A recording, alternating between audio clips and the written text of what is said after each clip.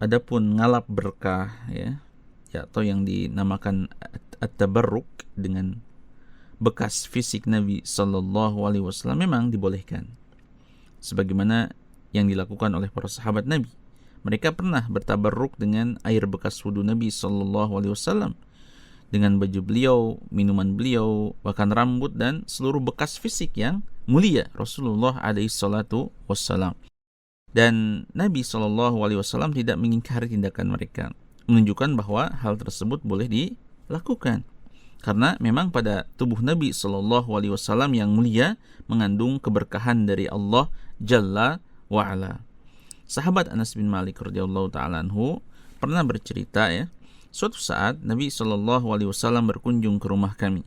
Lalu beliau tidur siang, beliau berkeringat ketika itu, kemudian ibuku mengambil botol dan mengumpulkan keringat itu di dalamnya. Nabi Sallallahu Alaihi Wasallam terbangun dan bertanya, Ummu Sulaim, apa yang sedang kamu lakukan? Ini adalah keringat Anda ya Nabi. Jawab Muslim, kami campur dengan parfum kami. Itu adalah parfum terbaik. Dalam riwayat lain dijelaskan jawaban Ummu Sulaim, narju barakatahu lisibiyanina. Kami mengharap mendapatkan berkah ya, berkah keringat ini untuk anak-anak kami. Rasul pun berkata, asabti anti, atau Anda benar. Hadis ini diriwayatkan oleh Al-Imam Muslim.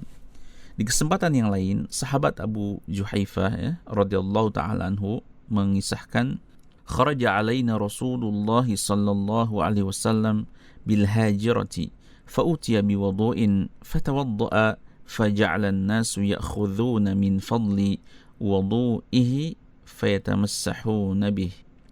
Rasulullah alaihi salatu wasallam menemui kami saat hari panas terik.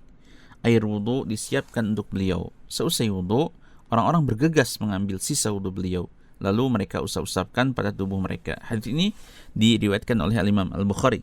Bahkan para ulama sepakat boleh.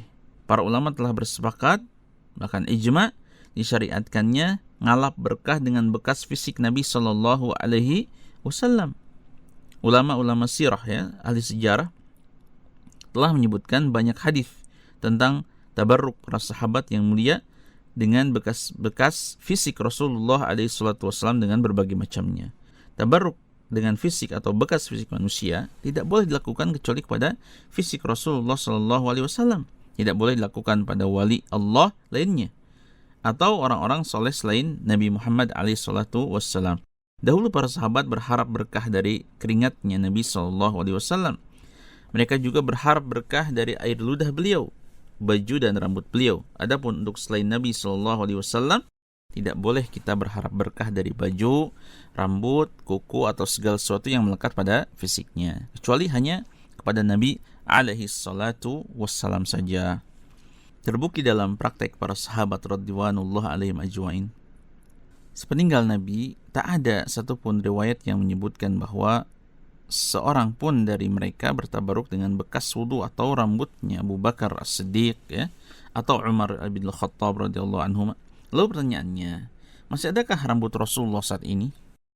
Abdullah bin Mubarak rahimahullah pernah mengatakan, sanad ya, adalah bagian dari agama. Kalau bukan karena sanad, niscaya orang akan mengklaim sesukanya. Sanad adalah data urutan orang-orang dalam jalur periwayatan sebuah kabar. Mengenai rambut Nabi Sallallahu Alaihi Wasallam, jika saja itu benar, tidak perlu dipermasalahkan. Namun, membuktikan keaslian rambut beliau yang mulia harus ada bukti berupa jalur sanad yang terjaga dan bisa dipertanggungjawabkan. Apakah bukti ini bisa diupayakan pada zaman ini?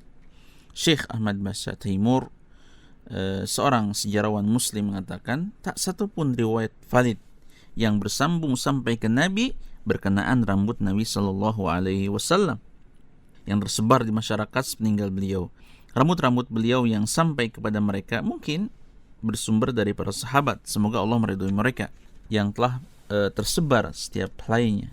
Hanya saja sangat sulit mengidentifikasi riwayat yang valid dengan yang tidak. Kita semua mengetahui bahwa bekas-bekas fisik Nabi SAW seperti baju, rambut atau yang lainnya telah punah, dan tidak ada seorang pun di antara kita yang mampu menghadirkan benda-benda tersebut dengan yakin dan valid.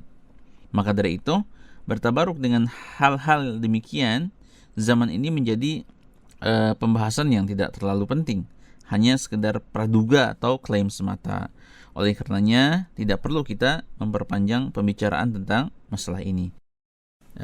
Dan jika kita menginginkan betul berkah dari Nabi Shallallahu Alaihi Wasallam, ada satu sarana yang valid dan pasti dapat berkahnya.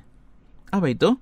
Yaitu bertabaruk dengan ajaran yang dibawa oleh Nabi Shallallahu Alaihi Wasallam, yang sampai detik ini jejaknya masih terjaga bahkan hingga hari kiamat.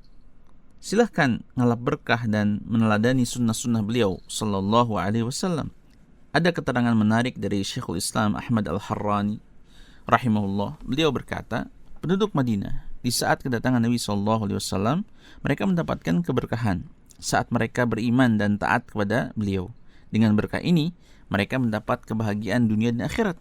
Bahkan setiap mukmin yang beriman kepada Rasul serta patuh kepada perintahnya, maka mendapat keberkahan Rasulullah Sallallahu Alaihi Wasallam disebabkan iman serta ketaatan mereka kepadanya, berupa kebaikan dunia dan akhirat yang tak ada yang tahu kadarnya kecuali Allah Tabaraka wa Ta'ala. Allahu a'lam.